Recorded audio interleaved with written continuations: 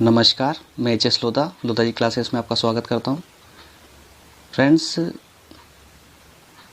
हम BA second year का एक नया सेशन स्टार्ट कर रहे हैं, जिसमें हम पहला जो सब्जेक्ट है वो ले रहे हैं राजनीति विज्ञान। ठीक है, इसमें राजनीति विज्ञान में दोस्तों इसके पहले भी एक प्रश्न पत्र फर्स्ट भी है ना, लेकिन हम इसमें डिस्कस करने वाले हैं प्रश्न पत्र द्वितीय यानी कि सेकंड के बारे में, जिसमें सभी देशों जो प्रमुख देश है ना, सभी देशों के संविधानों के बारे में हम बात करेंगे। अब सभी देशों इन द सेंस ये कि हम यहाँ सिर्फ उन देशों के संविधानों के बारे में चर्चा करेंगे जिनका इफेक्ट जो है हमारे भारत के संविधान पर ज़्यादा रहा है। ठीक है, चलिए बढ़ते हैं आगे। इसमें देखते हैं कि पहले हम किस तरह से हम इस पे चर्चा करने वाले हैं, क्या क्या हम इसके अंदर पढ़ने वाले हैं, तो वो जरा हम देख लेते हैं। प्रमुख देशों के संविधान, इसके अंतर्गत हम इकाई फर्स्ट यानी कि फर्स्ट चैप्टर में हम पढ़ने वाले हैं ब्रिटेन के संविधान के बारे में और इसकी विशेषताएं। ठीक है, वो ब्रिटेन की कार्यपालिका, व्यवस्थापिका और न्यायपालिका। ठीक है, और राजनीतिक दल। दोस्तों, राजनीतिक दल तो जैसे आपको ज़्यादा बताने की मेरे ख्याल से ज़्यादा ज़रूरत नहीं है कि राजनीतिक जो भी पॉलिटिकल पार्टीज होती है, बस खाली देखना ये है कि किस देश में कितने कितने प्रकार के जो है राजनीतिक दल हैं। जैसे कि कोई साम्यवादी होगा तो कोई रिपब्लिकन होगा या फिर कोई डेमोक्रेटिक टाइप के, कि किस देश में कौन कौन से है ना राजनीतिक पार्टी है ना।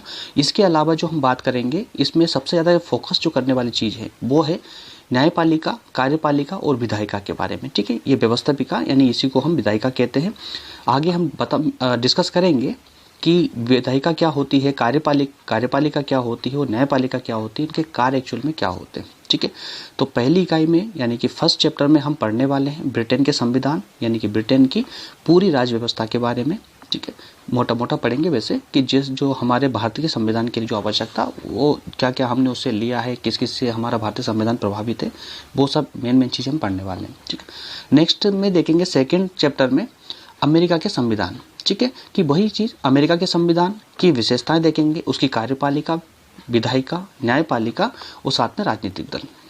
ठीक, नेक्स्ट में स्विट्जरलैंड के संविधान, इसमें भी इसकी विशेषताएं देखना है, कार्यपालिका, विधायिका और न्यायपालिका। और साथ में दोस्तों एक स्विट्जरलैंड की एक विशेषता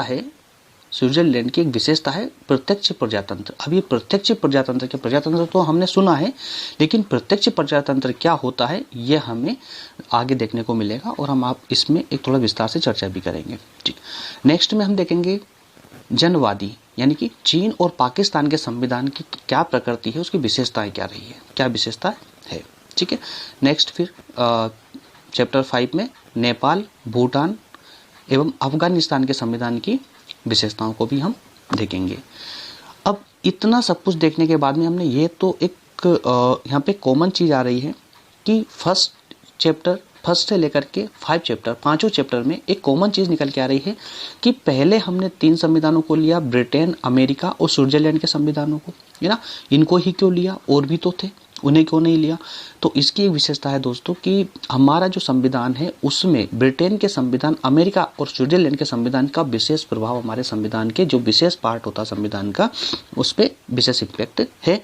और दूसरा कारण जो नीचे हमने लिया है, चीन, पाकिस्तान, नेपाल, भूटान और अफगानिस्तान, तो ये 5 कंट्री जो है ये हमारे पड़ोसी देश है। इस कारण से हमें ये भी पता होना चाहिए कि हमारे पड़ोसियों के संविधान की क्या विशेषताएं हैं।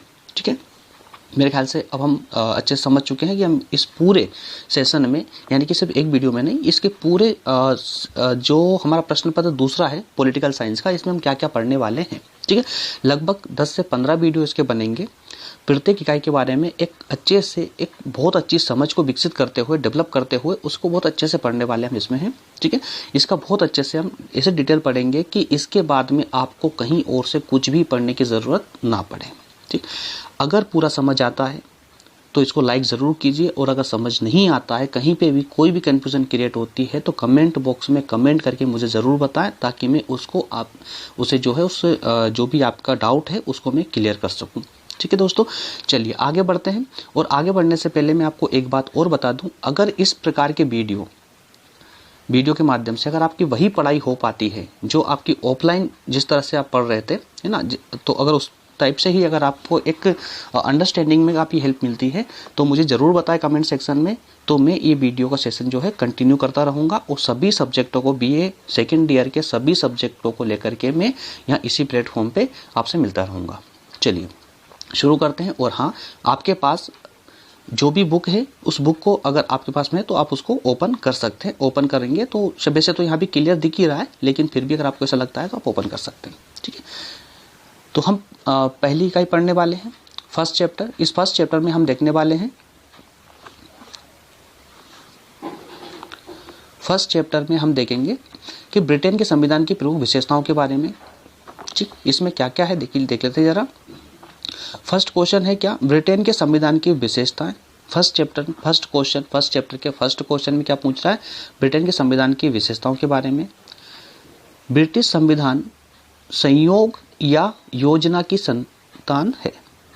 दोस्तों इसका मतलब समझिए, ब्रिटेन का जो संविधान है वो संयोग है या योजना की संतान है। ये मैं आपको यहाँ नहीं बताऊंगा, आगे जब यूनिट कंप्लीट करेंगे तब मैं आपको इसके बारे में बताऊंगा कि एक्चुअल क्या है। अभी बताऊंगा आपके दिमाग से निकल जाएगा वो। पहले इसका मेन जो कंसेप्ट है वो मैं आपको पहले डेवलप कराऊंगा, वो समझाऊंगा। उसके बाद में आप खुद ही समझ जाएंगे कि संयोग यहाँ पर क्यों बोला गया है और योजना की संतान क्यों बोला गया है ब्रिटेन के संविधान को। ठीक है, इस कथन के प्रकाश में ब्रिटिश संविधान की विशेषताओं का वर्णन कीजिए। ब्रिटेन का संविधान क्या है, इसमें उसकी विशेषताओं के बारे में वर्णन कीजिए। ठीक है, नेक्स्ट इसी का जो अथवा में दिया हुआ है कि ब्रिटेन के संविधान की विशेषताओं की व्याख्या करना है, वही सेम है। ठीक, फिर इसी चैप्टर में आगे बढ़ेंगे। सेकंड क्वेश्चन है, ब्रिटेन के कानून व परंपरा में अंतर बताना है। ब्रिटेन में कानून और वहाँ की परंपरा, उसमें क्या अंतर है। कानून तो आप समझ रहे हैं कि जो भी विधायिका ने बना दिया है, सरकार के द्वारा जो कानून बना दिए गए हैं वो। और परंपरा यानी कि वहाँ पर किस धर्म का अधिक प्रभाव है, कि उस धर्म का उस समाज पर या कहें कि देश की राजनीति पर क्या प्रभाव है। ठीक है, उसके बारे में यहाँ बताना है। थर्ड क्वेश्चन है, परंपराओं का पालन क्यों होता है। ठीक है, परंपरा वही होगी जो प्राचीन काल से चली आ रही है, उनको परंपरा बोलेंगे कि किस परंपराओं के किन नियमों के आधार पर देश चल रहा था। ठीक, उसके दो कारण बताना है। उसके बाद फिर हम बात करेंगे कि ब्रिटेन की कार्यपालिका के बारे में। ठीक, कि कार्यपालिका क्या है, कार्यपालिका में सम्राट कौन होता है। ठीक है, उसकी शक्तियां क्या है, सम्राट की शक्तियों का वर्णन। ठीक है, ब्रिटिश मंत्रिमंडल कैबिनेट जो कि संसद, ठीक है, उसकी प्रणाली, उसके लक्षण क्या है ना, और उसको क्या कार्य करती है वो समझेंगे। नेक्स्ट हम देखेंगे कि मंत्री परिषद जो है ब्रिटेन की, उसके संगठन के बारे में बात करेंगे और उसकी विशेषताएं एक्चुअल में क्या है, जो पूरा विश्व इसके मंत्री परिषद से सीख लेता है, इसकी संसद से सीख लेता है। वैसे कहें तो ब्रिटेन की संसद को विश्व की संसद की जननी भी कहा जाता है। ठीक, ये हमको सब आगे देखने को मिलेगा। 6 नंबर क्वेश्चन है, मंत्रिमंडल के कार्य और शक्तियों का वर्णन। ठीक है, जैसा हम देख लिया, ब्रिटिश प्रधानमंत्री, ऊपर को था ब्रिटिश सम्राट, अब यहां पर ब्रिटिश प्रधानमंत्री की बात।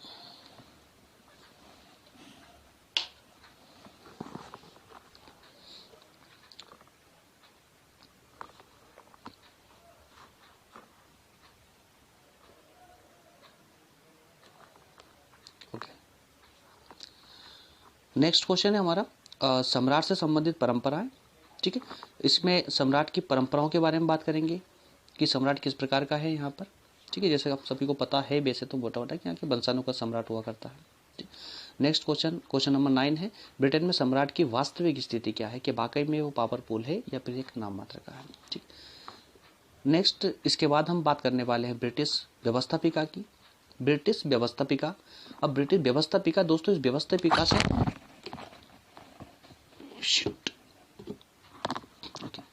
ब्रिटिश व्यवस्थापिका, तो इस व्यवस्थापिका नाम से ज़्यादा कंफ्यूज होने की आवश्यकता नहीं है। व्यवस्थापिका का मतलब होता है विधायिका। ठीक है, विधायिका यानी कि वो मेन संसद जो कानून बनाने का कार्य करती है। ठीक है ना, तो उसी को हम विधायिका भी बोलते हैं और व्यवस्थापिका भी बोलते हैं। ठीक है, जैसे हमें अच्छी तरह पता है कि हमारे सरकार के 3 अंग होते हैं। पहला होता है न्यायपालिका जो सबसे टॉप में बैठा होता है। ठीक है, सेकंड होता है हमारा विधायिका जो कानून बनाती है। ठीक, और थर्ड होता है हमारा कार्यपालिका, जो कानूनों का जो है संचालन करने का कार्य करती है। ठीक, तो ये 3 अंग हमारे सरकार के होते हैं। ठीक है, चलिए तो इसमें हम बात करेंगे ब्रिटिश संसद के बारे में। ब्रिटिश संसद के सर्वोच्च और प्रभुत्व, यानी कुल मिलाकर की संसद जो है ब्रिटेन की, यानी वही वो विधायिका के क्या शक्तियां हैं और क्या कार्य उसकी है, उसके बारे में हम बात इसमें करने वाले हैं। उसके बाद क्वेश्चन नंबर 11, इसमें British house of Commons. British house of Commons, जैसे कि देखिए हमारे भारत में जो संसद है, संसद में 2 संसद जो है हमारी भारत की, वो संसद में कितने सदन है? 2 सदन है। एक होता है हमारा लोकसभा, ठीक है, एक लोकसभा है और एक है राज्यसभा। ठीक है, ये सभी को पता है, ये लोकसभा और राज्यसभा। इसी प्रकार से ब्रिटेन में भी 2 है, हाउस ऑफ कॉमन्स है। ठीक है, अब हाउस ऑफ कॉमन्स है, हाउस ऑफ कॉमन्स और एक लॉर्ड सभा होती है। ठीक है, जिसमें सम्राट होता है, यानी कि वो राज्यसभा, और ये हाउस ऑफ कॉमन्स यानी कि लोकसभा। ठीक, तो इसके अधिकारों की बात यहाँ की गई है। अधिकार क्या है, इसके कार्य क्या है, उन सब के बारे में बताना है। क्वेश्चन नंबर 12 में बात करेंगे हम लॉर्ड सभा। ठीक है, ये लॉर्ड सभा एक हाउस ऑफ कॉमन्स। ठीक है, हाउस ऑफ कॉमन्स जैसे हमारे भारत में लोकसभा है, और लॉर्ड सभा यानी कि जो हमारे भारत में राज्यसभा है। ठीक है, इसके शक्तियों की विवेचना हमें करनी है। ठीक, क्वेश्चन नंबर 13, लॉर्ड सभा के कार्य शक्तियां बताना है। 14 में देखते हैं तो 14 है स्पीकर। ठीक है, ब्रिटेन में जो स्पीकर है उसके क्या पावर है, क्या कार्य है।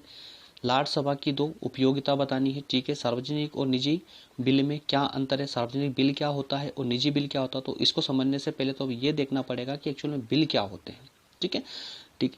क्वेश्चन नंबर 17, लॉर्ड सभा में विधेयक की प्रक्रिया क्या होती है, कि भाई सभा में विधेयक किस प्रकार से पारित किए जाते हैं। ठीक, इसके बाद में हम बात करने वाले हैं ब्रिटेन की न्यायपालिका की। अब न्यायपालिका में भी, न्यायपालिका के अगर मोटा मोटा देखा जाए तो न्यायपालिका की शक्तियां क्या है, उसको क्या क्या प्रावधान है, वो किस प्रकार से, क्या संसद से पृथक है या नहीं है। ठीक है, इस सबसे संबंधित यहाँ क्वेश्चन आगे आने वाले हैं। और लास्ट में हम देखेंगे ब्रिटेन में जो राजनीतिक दल है उनका कौन कौन से राजनीतिक दल है ब्रिटेन में, उनका क्या प्रभाव संविधान पर या देश पर है। ठीक, चलिए तो हम अपने सेशन को बिना देरी के स्टार्ट करते हैं। तो इससे अगर डिस्कस करने बैठेंगे तो बहुत टाइम चला जाएगा। चलिए,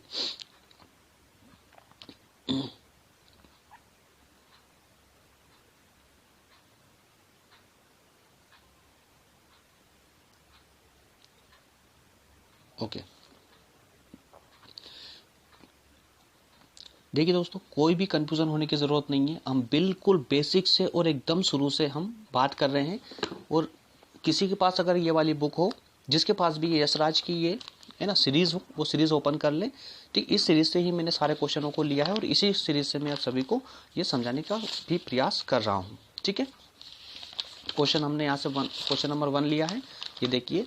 ठीक है, जिसके पास ये सीरीज उसको ओपन कर ले अच्छे से। ओपन करने के बाद में और इसी में जो है मैच करते चले और उसको अच्छे से एक पॉइंट बाय पॉइंट और क्वेश्चन बाय क्वेश्चन समझते चले। और मैं गारंटी लेता हूं कि सारे क्वेश्चन बिल्कुल पानी की तरह क्लियर हो जाएंगे, पूरी तरह से समझ जाएगा। ठीक, किसी में कोई भी कंफ्यूजन की जरूरत नहीं है, डरने की जरूरत नहीं है, बिल्कुल भी आपको किसी भी कोई कोचिंग लेने की जरूरत नहीं पड़ेगी। एक बार इस सेशन को पूरा कंप्लीट देखिए और पूरे वीडियो, एक भी वीडियो को स्किप ना करें, है ना। बिल्कुल 100% आपको टॉपिक समझ आएगा। चलिए बढ़ते हैं। पहला क्वेश्चन, पहले चैप्टर का पहला क्वेश्चन है, ब्रिटेन के संविधान की विशेषताओं का वर्णन कीजिए। यानी कि हम देखिए क्वेश्चन की डिमांड क्या है। सबसे पहले हम क्वेश्चन की डिमांड को पकड़ेंगे। क्वेश्चन यह डिमांड कर रहा है कि विशेषता है। जब भी आप एग्जाम में एग्जाम देने बैठे तो सबसे मेन चीज, जब क्वेश्चन पढ़ो ना, तो क्वेश्चन की जो फ्लो होता है उसमें ना बहते हुए उसके मेन जो कीज होती है उसको पॉइंट आउट करें। ठीक, इसमें देखिए ब्रिटेन के संविधान की बात की गई है और विशेषताओं की बात की गई है। विशेषताएं उसकी पूछी गई है। ठीक, अथवा में क्या बोल रहा है, देखिए ब्रिटिश संविधान में संयोग एवं योजना की संतान है। ब्रिटेन का संविधान है वो योजना की संतान है, संयोग है या योजना की संतान है, इस कथन की पुष्टि करना है। थर्ड में बोला है कि ब्रिटेन के संविधान की विशेषताओं की व्याख्या कीजिए, उसे विशेषता ही बतानी है। तो फर्स्ट और थर्ड में जो है इसमें तो कॉम्बिनेशन बनता है, दोनों में विशेषताएं पूछी गई है। और यहाँ पर अगर ये पूछ लिया जाए कि संयोग है या योजना की संतान है तो इसमें कंफ्यूज होने की जरूरत नहीं है। आपका आंसर यही होगा जो कि आपके संविधान की विशेषताएं होगी। क्योंकि इसकी संविधान ही इस प्रकार का है कि ये एक तरह से कहा जाए, देखा जाए तो ये संयोग भी है, ये संयोग भी है और इसकी एक योजना भी है। ठीक है, संयोग यानी कि अचानक से घटने वाली घटनाएं, ठीक है, अचानक से घटनाएं घटी वही कानून बन गया। भाई ब्रिटेन में क्या होता है, मैं आपको थोड़ा सा जीके के लिए बता दूं, ब्रिटेन में क्या होता है कि मान लीजिए अगर वहां चोरी करने पर कोई कानून नहीं बनाया गया है तो वहां पर चोरी करना इलीगल नहीं होगा। ठीक है, यानी कि ये कि जब तक कोई वहां कानून नहीं बनाया गया है तब तक आप उस कार्य को करने के लिए स्वतंत्र है। ठीक, अब मान लीजिए अगर चोरी करने के लिए उन्होंने कोई नियम बना दिया है, जैसे फॉर एग्जांपल कि चोरी करने पर अगर उन्होंने नियम बना दिया गया है कि 5 साल की सजा होगी, तो चोरी करने के लिए सजा होगी तो आपको 5 साल की सजा मिलेगी। लेकिन चोरी के साथ अगर मर्डर भी कर दिया तो भी आपको 5 साल की ही सजा होगी, जब तक कि नया कानून ना बन जाए।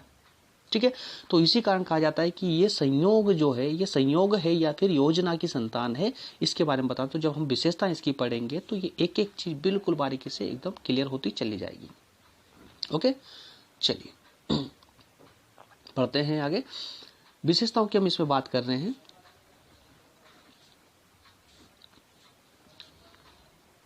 विशेषता, विश्व के विभिन्न देशों के संविधानों को देखें तो ब्रिटेन के संविधान दुनिया का सबसे अनूठा संविधान है। बिल्कुल सही है कि विश्व के संविधानों में जो ब्रिटेन का संविधान है वो सबसे बिल्कुल अलग है। ये अपने अंदर कई ऐसी विशेषताओं को समेटे हुए है जो इसे संसार का एक महत्वपूर्ण संविधान बनाती है। यानी कि ये कि ब्रिटेन का जो संविधान है विश्व के सभी संविधानों से एकदम पृथक है, एकदम अलग है ना। और इसकी कुछ विशेषताएं ऐसी है, कुछ विशेषता ऐसी है और उन विशेषताओं के कारण ही जो है ब्रिटेन का संविधान विश्व के संविधानों से एकदम अलग झलकता है। उसके नियम, उसको बनाने के तरीके, उसके बनने के तरीके, उसमें विधेयक किस प्रकार से पारित होंगे, उसके वहाँ के राष्ट्राध्यक्ष कौन है, वहाँ की मंत्रिपरिषद कैसी, ये सारे जो संविधान के जो नियम है उन सब नियमों के कारण ही वही उसकी विशेषता होती है और वो इसी कारण से विश्व में सबसे अलग संविधान है। ठीक, जिस प्रकार ब्रिटिश संसद को समस्त संसदों की जननी, देखिए अपने पहले, इससे पहले भी जब हम बात कर रहे थे क्वेश्चन पर तब भी मैंने बताया था कि ब्रिटेन की जो संसद है वो विश्व की सभी संसद जो है उन संसद की जननी कही जाती है। क्यों कही जाती होगी? क्योंकि संसद का जो कंसेप्ट आया था वो ब्रिटेन से जा एकदम डेवलप तरीके से है ना, ब्रिटेन से ही स्टार्ट हुआ। इस कारण से ब्रिटेन की संसद है वो विश्व की संसद को विश्व की संसदों की जननी कही जाती है ना। और उसी प्रकार ब्रिटिश संविधान को समस्त संविधानों का जनक भी कहा गया है। अब सोचिए, समझिए कि हमने इसी को यानी कि हमारे अध्ययन में, बीए के अध्ययन में, यानी कि हमारे भारतीय जो अध्ययन है इसमें हमने ब्रिटेन के संविधान को क्यों लिया?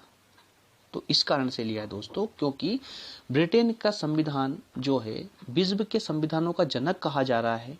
ठीक है, क्योंकि इस प्रकार का जो संविधान जैसा कंसेप्ट जो है सर्वप्रथम विश्व में इस डेवलप तरीके से पहली बार ब्रिटेन से आया। ठीक है, साथ ही संसद जैसा कंसेप्ट भी पहली बार ब्रिटेन से लिया।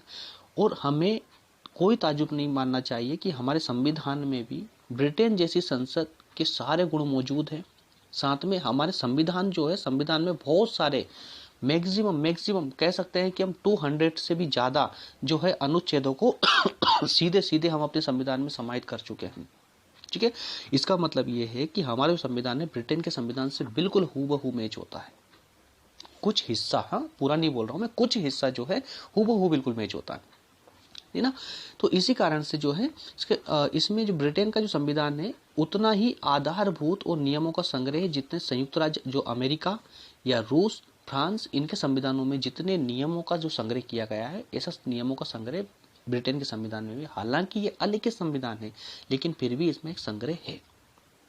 ठीक है, चलिए आगे। अब क्या विशेषता इसकी है वो उस पर जरा अपन एक नजर डाल लेते हैं, फिर इसमें आगे बात करेंगे इसकी विशेषताएं क्या है।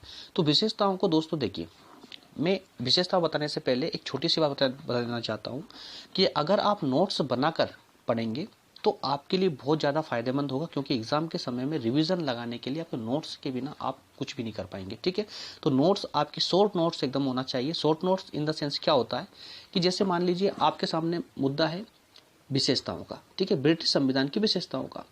अब इसके लिए विशेषताओं का नोट्स बनाना, ज़्यादा कुछ भी नहीं लिखना है आपको।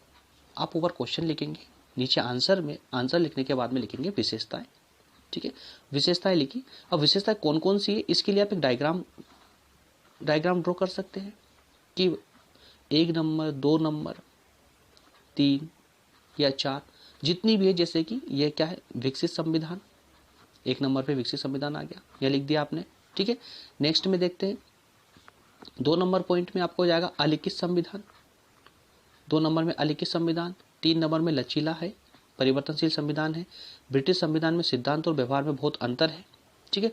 नंबर 5 में ब्रिटिश संविधान जो है एकात्मक है, संघात्मक नहीं है। अब इस प्रकार से जितने भी पॉइंट यहाँ दिए गए हैं सारे पॉइंटों को जो डायग्राम आपने बनाया उसमें पुट कर सकते हैं आप कि ये पैतृक है, ब्रिटेन में संसदीय सरकार है, रूढ़ि और प्रथाओं पर आधारित संविधान है, ठीक है।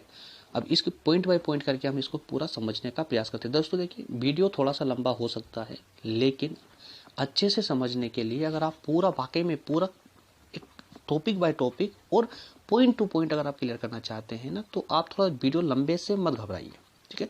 उसको पूरा शांति से देखिए। अगर आप ऑफलाइन क्लास भी लेते हैं ना, तो 2 घंटे में लगभग 1 क्वेश्चन ही आपका कंप्लीट हो पाता है, वहां पर भी, है ना। तो वीडियो है ये समझ करके और आप जल्दी उसको स्किप करने की कोशिश ना करें। बिल्कुल मैं प्रॉमिस करता हूं कि आपको उतना ही समझ आएगा जितना ऑफलाइन क्लास में आता है, बिल्कुल 100% उतना ही पूरा समझ आएगा। इसलिए इसको कंटिन्यूअसली देखते रहे, उसको समझने की कोशिश करें और एक बार में समझ आएगा बिल्कुल, ठीक है। चलिए अब पॉइंट टू पॉइंट हम इसको डिस्कस करते हैं। फर्स्ट पॉइंट है हमारा, ब्रिटेन का जो संविधान है वो कैसा है, विकसित संविधान है। दोस्तों विकसित संविधान है।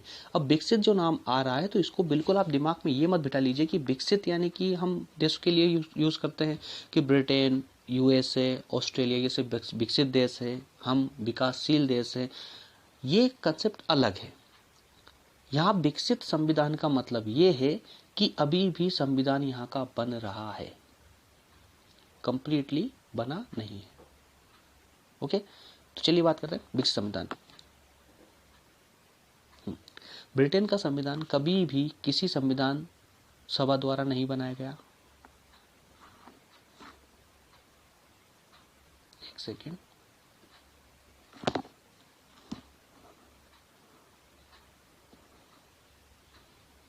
ओके। 1 नंबर जिसको हमने डायग्राम में जो ड्रॉ किया है ना, उसका फर्स्ट जो चैप्टर है या टॉपिक है कि विकसित संविधान। विकसित संविधान क्या होता है दोस्तों? विकसित संविधान यानी होता है कि किसी भी देश का संविधान, जैसे देखिए हम अपने भारत के संविधान से ही बार बार तुलना कर करके और विश्व के अन्य संविधानों को समझने का प्रयास करेंगे, ठीक है।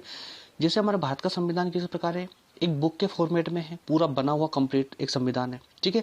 सारे नियम, सारे जितने भी नियम जो रूल हम फॉलो करते हैं वो सारे नियम हमारे संविधान में उल्लिखित है, लिखे गए हैं। उन नियमों के विरुद्ध अगर कोई कार्य करेंगे तो वो दंडनीय होते हैं, ठीक है।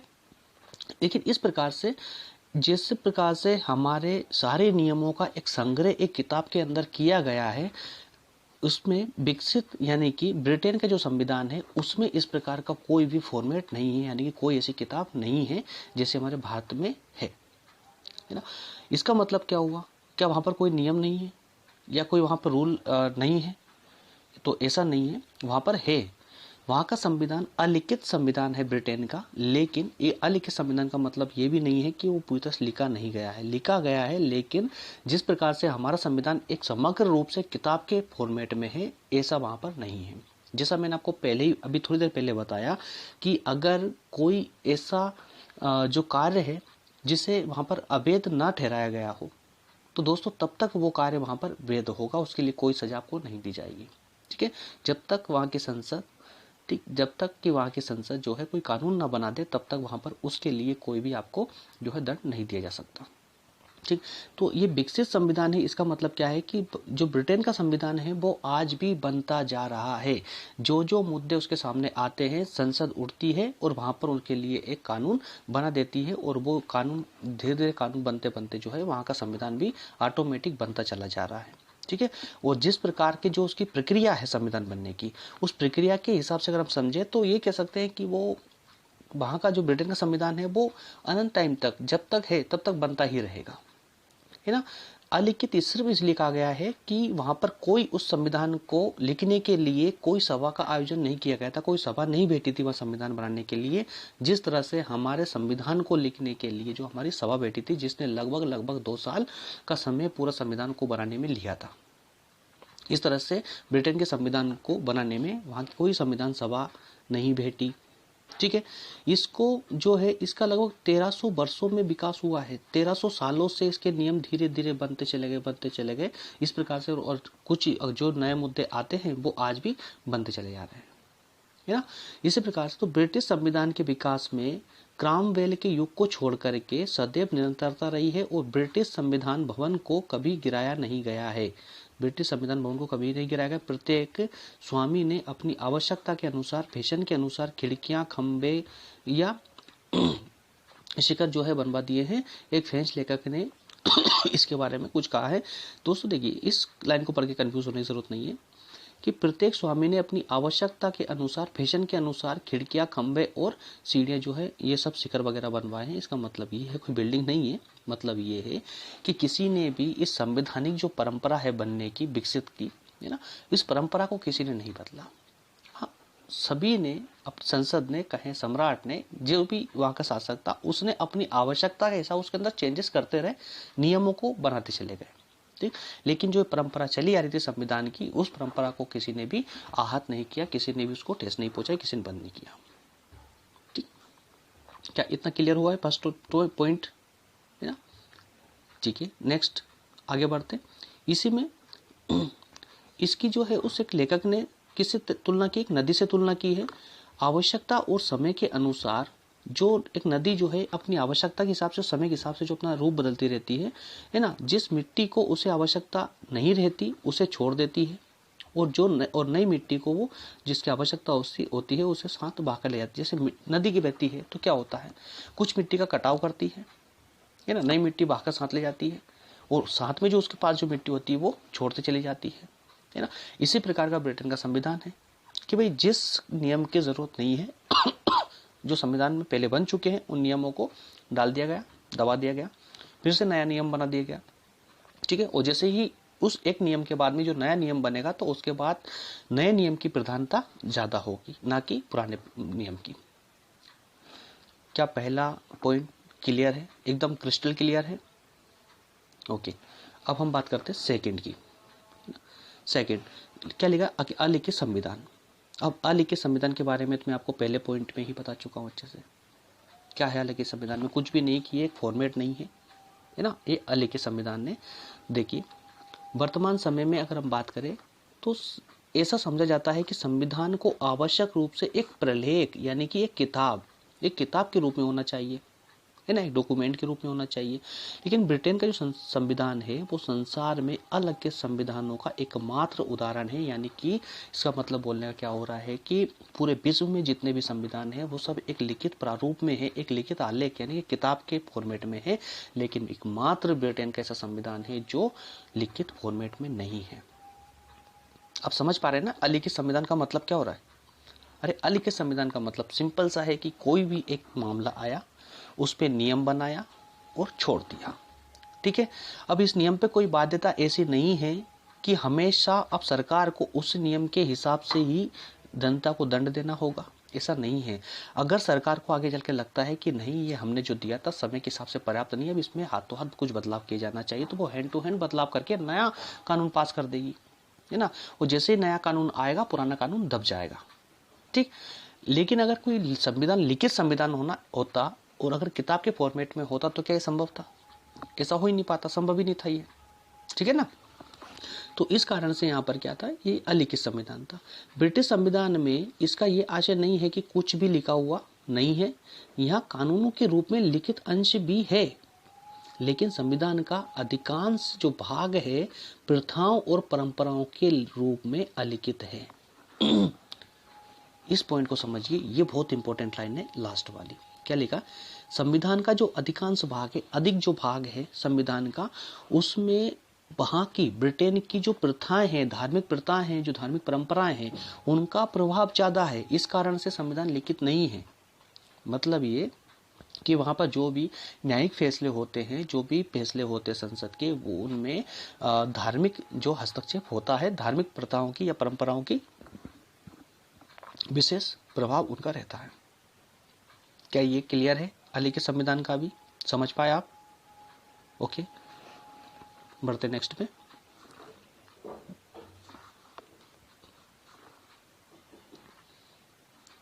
पॉइंट नंबर 3, यहाँ देखिए दोस्तों, लचीला और सुपरिवर्तनशील संविधान। चलिए इससे पहले मैं छोटी सी बात कर लेते हैं। विश्व में संविधान 2 ही प्रकार के होते हैं। कितने प्रकार के होते हैं? विश्व में संविधान जो है 2 ही प्रकार के होते हैं। एक होता है एक होता है कठोर, इस पे ठीक से लिख नहीं पा रहा हूँ लेकिन आप खाली सुनने पे ध्यान दीजिए तो है ना, इस पे ठीक से पेन नहीं चल पाता है। ओके, और दूसरा होता है लचीला, ये हम तीसरे को बोलते हैं लचीला। 2 प्रकार के संविधान, विश्व में 2 ही प्रकार के संविधान होते हैं, या तो कठोर होगा या फिर लचीला होगा।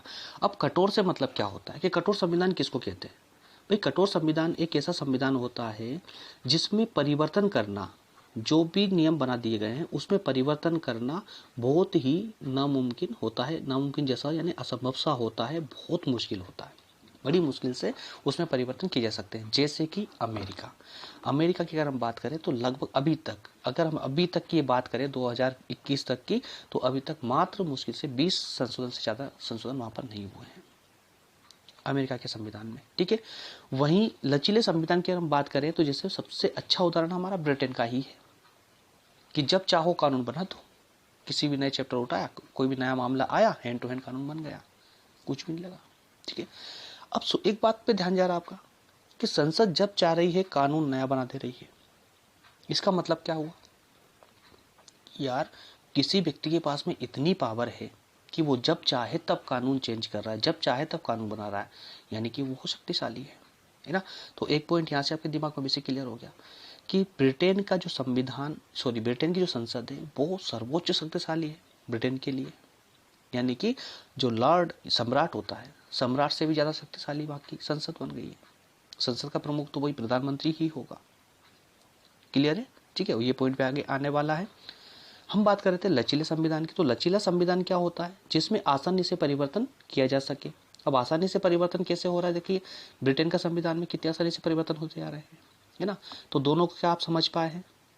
कठोर संविधान में परिवर्तन करना, जिसको हम बोलते हैं संशोधन, संविधान संशोधन, बहुत ही असंभव जैसा होता है। ठीक, और एक लचीला संविधान होता है जिसमें परिवर्तन करना बहुत ही आसान होता है। ठीक है, तो ब्रिटेन का जो संविधान है वो एक लचीली प्रकृति का है ना, एक लचीली प्रकृति का है, उसमें संशोधन जो है बहुत आसानी से हो जाते हैं। तो परिवर्तनशील के आधार पर 2 प्रकार के संविधान होते हैं, अपने डिस्कस कर ही चुके हैं। ठीक, पॉइंट नंबर 4, इसमें होता है ब्रिटिश संविधान में सिद्धांत और व्यवहार में बहुत अंतर है। ब्रिटेन का जो संविधान है उसमें सिद्धांत और व्यवहार में बहुत ज़्यादा अंतर है। कैसे, वो देख लेते हैं। ब्रिटिश संविधान एक महत्वपूर्ण लक्षण सिद्धांत और व्यवहार में अंतर है। सिद्धांतिक दृष्टि से सम्राट के पास सारी शक्तियां होती है, वह सेना का सर्वोच्च सेनापति होता है, वहीं युद्ध शांति की घोषणा करता है और सम्राट ही न्याय का स्रोत होता है संविधान, और वो संधियां भी कर सकता है। देखिए यहाँ पर सीधे सीधे बता दिया गया सम्राट की शक्तियां क्या है ना, कि वैसे एक सैद्धांतिक दृष्टि से अगर देखा, लेकिन ये बात याद रखना, सैद्धांतिक दृष्टि से अगर देखा जाए, सैद्धांतिक दृष्टि से, तो सम्राट के पास सारी शक्तियां होती हैं, वही सेना का सर्वोच्च सेनापति भी होता है, और युद्ध शांति वगैरह इन सबकी घोषणा भी राष्ट्रपति यानी वही सम्राट ही करता है। लेकिन अगर व्यवहारिक तौर पर आप देखोगे ना तो एकदम इसका उल्टा नजर आएगा। व्यवहारिक तौर पर सारी शक्तियां प्रधानमंत्री यानी वही मंत्री परिषद के हाथ में चली जाती है, और जो सम्राट है वो एक नाम मात्र का सम्राट रहता है। ठीक है, अब वो एक लाइन संविधान के में जो भी अनुच्छेद लिखे होते हैं उसमें सिर्फ एक लाइन वो बढ़ा देंगे, ये सब बातें लिखी कि सम्राट, सैद्धांतिक रूप से बता दिया कि सम्राट के पास सारी शक्तियां होगी, वो युद्ध या संधियों की घोषणा कर सकता है, ये सब अधिकार उसको दे दिए गए। लेकिन लास्ट में एक लाइन बढ़ा दी गई, ये सारे कार्य मंत्री परिषद की सलाह पर करेगा। ठीक है, और मंत्री परिषद की सलाह को मानने के लिए सम्राट बाध्य होगा। ये विशेष मेन चीज, और इसने पूरी चीज को पलट दिया है। जहां सम्राट के पास सारी शक्तियां थी, अब वो सारी शक्ति किसके अधीन चली गई? प्रधानमंत्री के अधीन। क्यों? क्योंकि मंत्री परिषद का मेन जो लीडर होता है वो प्रधानमंत्री होता है ना। अब राष्ट्रपति बिना मंत्री परिषद की सलाह के कोई कार्य नहीं कर सकता, और मंत्री परिषद को सलाह कौन देगा? प्रधानमंत्री। एक्जैक्टली, क्या क्लियर हुआ ये, है ना। तो ये सिद्धांतिक और व्यवहारिक 2 दृष्टियों में हमने इसका अर्थ समझने की कोशिश की है ब्रिटेन के संविधान की। ठीक है, तो ब्रिटेन के संविधान में सैद्धांतिक दृष्टि से तो सम्राट ही सर्वोच्च है, लेकिन व्यवहारिक दृष्टि से अगर हम देखें तो प्रधानमंत्री वहां का सर्वोच्च अधिकारी होता है, सर्वोच्च राष्ट्राध्यक्ष होता है, और सम्राट जो है नाम मात्र का सम्राट होता है, नाम मात्र की शक्ति उसके पास होती है। क्लियर हुआ? चलिए नेक्स्ट हम देख लेते हैं कि ब्रिटिश संविधान एकात्मक है, संघात्मक नहीं है। अब दोस्तों ये एक बड़ा मुद्दा है, एकात्मक संघात्मक। जिस प्रकार से हमने ऊपर देखा था कठोर लचीला, ऐसे कुछ कुछ पॉइंट निकलते चले जाएंगे जिससे आपका दिमाग का जो कंसेप्ट है ना ये क्लियर होते चले जाएंगे। और ये कंसेप्ट ऐसे है जो पूरे संविधान, जब तक संविधान पढ़ोगे तब तक ये आपके काम आने वाले। जैसे कठोर लचीला हमेशा काम आएगा, एकात्मक संघात्मक जो पढ़ रहे हो वो भी हमेशा काम आएगा। तो इन टर्मों को विशेष आप अपनी नोटबुक में नोट कर लेना, ठीक है, या फिर किसी भी इनको हाईलाइट ऐसा रखिए कि फट से आपके पास जैसे ही आप इसको पलटे ये खोलें, जब भी आप रिविजन लगाने को लगाएं तो आप फट से आप ये पॉइंट जो है आपकी नज़र के सामने आना चाहिए, और इससे आपके सारी पिक्चर पूरी क्लियर होती चली जाएगी, है ना। ठीक है, अब जैसे आप 5वें नंबर पॉइंट पे आओगे, देखोगे कि संविधान कैसा है, एकात्मक है, संघात्मक नहीं है। बेसिक क्लियर हो जाएगा भाई एकात्मक क्या होता है, संघात्मक क्या होता है। चलिए समझ लेते हैं इसको भी। संविधान भी, किसी भी देश का संविधान 2 ही प्रकार का होता है, एकात्मक, मैं आपको पहले बता चुका हूं, पेन स्क्रीन पर ठीक से नहीं चलता है इसलिए कुछ भी लिखाएगा, है ना, बस आप मेरे मुंह से बोले गए शब्दों पे ध्यान रखना। ठीक, एकात्मक और एक संघात्मक। 2 प्रकार के संविधान होते हैं, ठीक है, यानी कि जो संविधान की प्रकृति होती है ना, वो प्रकृति 2 प्रकार की होगी, या तो एकात्मक होगी और संघात्मक होगी। अब मैं एक को समझाऊंगा, दूसरा आप अपने आप समझ जाएंगे। कैसे, देखिए, एकात्मक मतलब ये होता है कि पूरे देश की सारी शक्तियां जो है एक ही व्यक्ति में निहित हो। सॉरी, व्यक्ति यानी कि केंद्र में निहित हो। केंद्र समझते हैं ना, केंद्र यानी कि पूरा देश, छोटे छोटे राज्य बने हुए, और केंद्र में ये सरकार बैठी हुई है। ठीक है, इन सारे जितने भी राज्य हैं, इन सारे राज्यों का शासन कौन हैंडल कर रही है, केंद्र सरकार। यानी कि ये राज्य स्वयं में कुछ नहीं कर सकते, सारी शक्तियां केंद्र के पास है। इन राज्यों में क्या पब्लिक क्या करेगी क्या नहीं करेगी, राज्यों को क्या अधिकार होंगे क्या नहीं होंगे, ये सब डिसाइड कौन करने वाला है, केंद्र सरकार करने वाली है। जैसे कि हम भारत की बात करें तो मोदी सरकार, अभी करंट जो सरकार चल रही है मोदी सरकार, ठीक है, केंद्र में है। और हम बात करें अपने मध्य प्रदेश की, तो मध्य प्रदेश में जो है शिवराज सरकार, ठीक है, ये राज्य सरकार है ना। तो ब्रिटेन में ऐसा नहीं है कि सब वहाँ पर कोई राज्य जैसी वहाँ धारणा ही नहीं है कि वहाँ कोई राज्य अलग अलग राज्य हो, है ना, ऐसी कोई धारणा नहीं है। ठीक, वहाँ पर एक ही केंद्र, बस केंद्र से सारे राज्यों को संचालित किया जाता है, वहाँ राज्य ऐसा कुछ भी नहीं है, और इसीलिए वहाँ पर वो एकात्मक है। तो अब संघात्मक इसका एकदम अपोजिट हो जाएगा कि संघात्मक क्या है, तो संघात्मक ऐसा संविधान होता है जिसमें कुछ शक्तियाँ केंद्र के पास होती है, लेकिन अधिकतर शक्तियाँ जो है राज्यों के पास में होती है। राज्य भी अपने स्वतंत्र प्रकृति के होते हैं, है ना, विशेष शक्तियां राज्यों को भी दी जाती है, और कुछ शक्तियां जो है केंद्र के पास भी होती है। ठीक, यानी कि अपना निर्णय करने में राज्य भी सक्षम होते हैं। ठीक है, चलिए हम आगे बढ़ते हैं। मेरे ख्याल से आप समझ गए होंगे कि संघात्मक और एकात्मक में क्या डिफरेंस है। ठीक, पॉइंट नंबर 6 पे देखते हैं, पैतृक और सीमित राजतंत्र। पैतृक है और सीमित राजतंत्र है। दोस्तों राजतंत्र, जैसे राजतंत्र आप समझ गए होंगे, राजतंत्र यानी कि राजा, राजतंत्र कहाँ यूज होता है, जहाँ राजा होता है। अब ब्रिटेन का सम्राट राजा ही है, क्यों, क्योंकि वो वंशानुगत तरीके से चला आ रहा है शुरू से, जब से वो सम्राट बना तब से वो सम्राट पद पे ही है, और वंशानुगत तरीके से, यानी उसी परिवार का व्यक्ति वहाँ का सम्राट होगा, बाहर का कोई सम्राट नहीं होगा। जैसे हम भारत में हमारे राष्ट्रपति होते हैं लेकिन वो निर्वाचित होते हैं, ब्रिटेन में ऐसा नहीं है, वहाँ एक ही परिवार के कंटिन्यूसली चले जाते हैं। ठीक है, तो पैतृक है ना, पैतृक है और सीमित राजतंत्र है। तो इंग्लैंड में पैतृक और सीमित राजतंत्र की स्थापना की गई है। ब्रिटिश सम्राट की सारी शक्तियों का प्रयोग जो है उसके मंत्री करते हैं, है ना, जैसा अपन ऊपर बात कर चुके हैं कि सारी शक्तियों का सम्राट नाम मात्र का सम्राट है, सारी शक्तियां किस में नीत होगी, मंत्रिपरिषद में, उन मंत्रियों में। ठीक, सम्राट के पास तो व्यवहार में केवल 3 शक्तियां हैं, सम्राट के पास में सिर्फ 3 शक्तियां व्यवहार में, कि एक तो मंत्रियों को सलाह देने का अधिकार सम्राट के पास में है, चेतावनी देने का अधिकार भी है, और प्रोत्साहन देने का अधिकार भी है। लेकिन आगे देखिए, सम्राट को प्रशासन के बारे में किसी भी प्रकार की सूचना प्राप्त करने का अधिकार भी ये सब है, लेकिन ये सारी बातों को मंत्रिपरिषद मानने के लिए बाध्य नहीं होगा। ठीक है, ओके। नेक्स्ट है पॉइंट नंबर 7। तो ब्रिटेन में संसदीय सरकार है, बोलने की जरूरत नहीं है, यहाँ संसद है, वहाँ संसदीय सरकार है। ठीक, संसद बाकायदा बनी हुई है। ठीक, राज्य के प्रमुख जो सम्राट है, उसे सम्राट एक नाम मात्र का सम्राट है। ठीक है, सारी शक्तियां जो है सरकार के प्रधानमंत्री के पास होती है। प्रधानमंत्री किससे बनता? मंत्रिपरिषद से बनता। मंत्रिपरिषद क्या होती है? वही तो संसद है, इसे संसदीय सरकार है। और हम पहले ही बात कर चुके हैं भाई, ब्रिटेन की संसद तो विश्व की संसद की जननी है ना। तो इस प्रकार से इसको समझने का, एक पॉइंट से पॉइंट को जोड़ने की कोशिश किया करें आप, तब जाके आपका एकदम ये पूरा क्लियर होता चला जाएगा। नेक्स्ट है रूढ़ी और प्रथाओं पर आधारित संविधान है। रूढ़ी प्रथा समझिए, जब दबाव डाला अपने दिमाग पे, तो रूढ़ी मतलब क्या? प्रथा है। रूढ़ी प्रथा संविधान में आ रही, इसका मतलब क्या हुआ? अरे भाई, संविधान पे रूढ़ियों का, प्रथाओं का प्रभाव है। रूढ़ियां क्या होती है? अरे रूढ़ियां हमारी वंशानुगत है, जो हमें पहले से मिली हुई है। एक धार्मिक रूढ़ियां होती है ना, प्रथाएं होती है हमारी, तो वो उनका संविधान पर जो है प्रभाव है। ठीक है, ब्रिटेन के संविधान की अगर हम बात करें तो वहाँ ईसाइयों का विशेष प्रभुत्व है, तो ईसाई धर्म का विशेष प्रभाव उस संविधान में देखने को मिलता है। या तो इंग्लैंड का संविधान जो है रूढ़ी और प्रथाओं पर आधारित है, पूरा संविधान। वहाँ पे जो भी नियम भी बनते हैं ना, तो वो धार्मिक प्रथाओं को ध्यान में रखते हुए बने जाते हैं।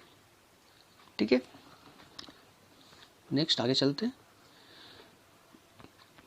नेक्स्ट इस पे कानून का शासन। कानून का शासन तो इंग्लैंड में कानून के शासन के अनुसार किसी भी व्यक्ति को बिना मुकदमा चलाए उसका अपराध सिद्ध किए बिना जेल में नहीं डाला जा सकता।